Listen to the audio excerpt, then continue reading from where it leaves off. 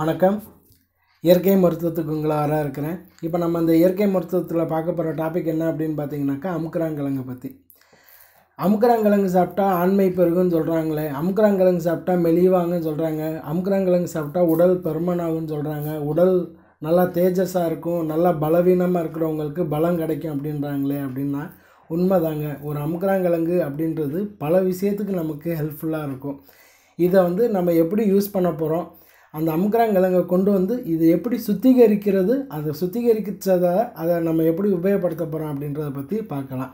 சரி, இப்போ இந்த அமுக்குறாங்கிழங்குனா என்ன அப்படின்னு பார்த்தீங்கன்னாக்கா, இந்த அமுக்குறாங்கிழங்கு அப்படின்றது எல்லா ட்ரக்ஸ்லையும் இணைக்கக்கூடிய ஒரு காமனான ட்ரக். அதாவது இதை தனியாகவும் சாப்பிட்லாம், இது வேறு வேறு பொருளோட இணைச்சும் சாப்பிட்லாம். நீங்கள் எந்த மருந்து எடுத்துக்கிட்டாலும் இந்த அமுக்குறாங்கிழங்கு அதனுடைய ஒரு சேர் மருந்தாக தான் இருக்கும். சரி, இப்போ இந்த அமுக்குறாங்கிழங்குனால என்ன பலன் கிடைக்கும் அப்படின்னு பார்த்தீங்கன்னா, ரொம்ப பருத்த உடலாக இருக்கிறவங்க அமுக்குறாங்கிழங்கு சாப்பிடும்போது அவங்க உடல் கொஞ்சம் கொஞ்சமாக மெலிய ஆரம்பிக்கும். ரொம்ப மெலிஞ்சு ரொம்ப சத்து இல்லாத மாதிரி உடல் அமைப்பு இருக்கிறவங்க அது தொடர்ந்து எடுத்துக்கிட்டே வரும்போது உடல் நல்லா பருமனாகும். உடல் பலவீனமாக இருக்கிறவங்களுக்கு நல்லா பலம் பெறும். அது மட்டும் இல்லாமல் ஆண்மை பெருக்கக்கூடிய தன்மை இதில் இருக்குது. அமுக்குறாங்கிழங்கு நம்ம பொதுவாகவே ஒரு 41 நாள் 48 நாள் சாப்பிடும்போது நம்மளுடைய இந்த ஆண்மை தன்மைன்றது கொஞ்சம் அதிகரிக்கும்.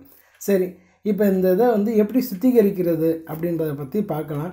இப்போ அமுக்குறாங்கிழங்கையும் அதை சுத்திகரிக்கக்கூடிய முறையும் நம்ம பார்க்கலாம். இதுதான் அமுக்குறாங்கிழங்கு. இப்போ இந்த இதை நான் ஏற்கனவே நல்லா சுத்தம் பண்ணி க்ளீன் பண்ணி வச்சுருக்கேன். இதை எப்படி செக் பண்ணி வாங்குறதுன்னு பார்த்தீங்கன்னாக்கா, நீங்கள் அதை எடுத்து உடச்சி பார்த்தீங்கன்னா ஒரே ஈவன் கலரில் இருக்கும். அதாவது அந்த கிழங்கு மேலேருந்து கடைசி வரை எல்லாமே ஈவன் கலரில் இருக்கும். அதுக்கு பதிலாக ஒரு பக்கம் ஃபுல்லாக கருப்படித்த மாதிரி ஒரு ஃபுல்லாக கருத்து போன மாதிரி இருந்தால் அது ஃபுல்லாக போன கிழங்குன்னு அர்த்தம். எந்த கிழங்கு எடுத்து நீங்கள் உடைச்சாலும் ஒரே ஈவனாக ஒரே கலரில், வெள்ளையாக இருந்தால் நல்லா வெள்ளையாக இருக்கணும், ப்ரௌனாக இருந்தால் ஃபுல்லாக ஒரே கலரில் இருக்கணும். கருத்து போய் ஒரு மாதிரியாக நலிஞ்சு போயிடுச்சு அப்படின்னா அது கிழங்கு வேஸ்ட்டுன்னு அர்த்தம். இதை நீங்கள் பார்த்து வாங்கணும். அதே மாதிரி இந்த கிழங்கு எந்த இது எடுத்தாலும் அது நல்லா சுத்தம் பண்ணி வச்சுருக்கேன் பாருங்கள், எந்த டஸ்ட்டும் கையில் ஒட்டாது. இந்த மாதிரி க்ளீனாக ரெடி பண்ண பிறகு இதை எப்படி சுத்திகரிக்கிறது அப்படின்றத பற்றி பார்க்கலாம். இப்போ இதை எப்படி சுத்திகரிக்கிறதுன்னு பார்த்தீங்க அப்படின்னாக்கா, இதுக்கு தேவையானது என்ன அப்படின்னாக்கா, இதை பாலில் கொதிக்க வச்சு சாப்பிட்ணுன்னு சொல்லுவாங்க. அந்த மெத்தட் கிடையாது. பாலில் அவிச்சு எடுக்கணும். கொதிக்க வச்சிங்கன்னா அந்த கிழங்கு ஃபுல்லாக ஒன்றும் இல்லாமல் போயிடும். நம்ம இட்லி சட்டியில் எப்படி நம்ம இட்லி அவிக்கிறோமோ அந்த மாதிரி பசும்பாலில் தான் நம்ம இதை உபயோகப்படுத்தணும். இந்த பசும்பால் வாங்கிட்டு அது எவ்வளோ தண்ணியாக இருந்தாலும் அதை பற்றி கவலைப்படாதீங்க. பசும்பாலோடைய தன்மை பசும்பால், அதனுடைய தன்மை மாறாது. இட்லியை எப்படி நம்ம அவிச்சு எடுக்கிறோமோ அதே மாதிரி இந்த பசும்பாலை பெரிய இட்லி கடாயை எடுத்துக்கோங்க. அப்போ தான் நீங்கள் எடுத்துக்க முடியும். சின்னதாக இருந்தால் பிரயோஜனம் இல்லை. நல்லா பெரிய இட்லி அந்த சட்டியை எடுத்துகிட்டு 1 லிட்ரு 3/4 லிட்ரு எந்த அளவுக்கு பால் வேணுமோ வாங்கி கீழே வச்சிடக்கூடாது, மேலேயும் வச்சிடக்கூடாது. இந்த ரெண்டுக்கும் நல்ல இடைவெளி கேப் இருக்கணும். அந்த அவியலும் வெளியில் போகிறதுக்கும் நல்ல இடைவெளி இருக்கணும், கீழே அவியல் வர்றதுக்கும் இடைவெளி இருக்கணும். இந்த மாதிரி பால் நல்லா கொதிக்க நிலைமை வந்த பிறகு இந்த கிழங்கு எல்லாத்தையும் நீங்கள் போட்டு ஒரு 40 நிமிஷம் நல்லா அந்த அவியல் வாடை முழுமையாக அந்த வீடு ஃபுல்லாக அந்த கிழங்கு வாடை வரும். வந்த பிறகு இதை நம்ம என்ன செய்யணும்னா, ஓரளவுக்கு ஒரு 10-15 நிமிஷம் கழித்து சிம்மில் வச்சு அதுலேருந்து ஒரு 15 நிமிஷம், அதாவது கிட்டத்தட்ட இங்கிட்ட ஒரு 20 நிமிஷம் அங்கிட்ட ஒரு 10 நிமிஷம் சிம்மில் வச்ச பிறகு இந்த மாதிரி ஒரு கிட்டத்தட்ட ஒரு 35-40 நிமிஷம் இது வெந்த பிறகு இதை அப்படியே திரும்ப எடுத்து வெயிலில் ஒரு 3 நாளைக்கு வச்சிடணும். இதை வெயிலில் திரும்ப ஒரு 3 நாளைக்கு வச்சிங்கன்னா அதாவது இந்த கிழங்குல இருக்கக்கூடிய தீமையான விஷயங்கள் அவிஞ்சு வெளியில் போயிடும். இந்த கிழங்குல இருக்கக்கூடியது சுத்திகரிச்சிடுறோம். அப்போ கிழங்குல இருக்கக்கூடிய நன்மை மட்டும் நம்ம கிடைக்கிது. அப்போ நம்ம இதை என்ன செய்யணும், அவிச்ச பிறகு இதை வெயிலில் ஒரு 2லேருந்து 3 நாள் வச்சு நல்லா காஞ்ச பிறகு இதை பவுட்ரு பண்ணி யூஸ் பண்ணணும். சரி, இப்போ இந்த சுத்திகரிக்கக்கூடிய முறை எப்படின்றத நான் உங்களுக்கு காமித்தேன்.